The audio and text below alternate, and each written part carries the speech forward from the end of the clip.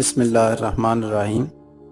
صرف 3 الفاظ کا ایک چھوٹا سا ورد وظیفہ ہے، لیکن اس کے فضائل فوائد اتنے زیادہ ہیں کہ الفاظ ختم ہو جائیں فوائد ختم نہ ہوں گے۔ ایک وقت مقرر کر لیں، چاہے آپ پہلے تھوڑا تھوڑا وقت ہی کیوں نہ دیں، بغیر تسبیح اٹھائے پوری دل جمی کے ساتھ، پورے وجدان کے ساتھ دل ہی دل میں اس کو پڑھنا شروع کر دیں۔ روزانہ پڑھیں، باوضو بیٹھیں، قبلہ رخ بیٹھیں۔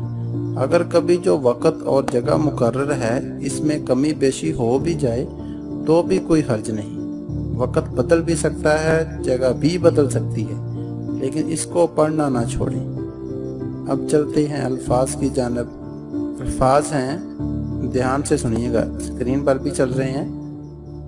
یا لطیف، یا علیم، یا خبیر۔ ایک دفعہ پھر بتاتا ہوں، یا لطیف، یا علیم، یا خبیر۔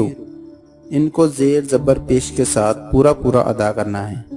پھر آپ دیکھیے گا کہ آہستہ آہستہ آپ پر قدرت کے کیسے کیسے راز منکشف ہوتے ہیں، کیسے کیسے بھید کھلتے ہیں، کائنات میں کیا کچھ چھپا ہے۔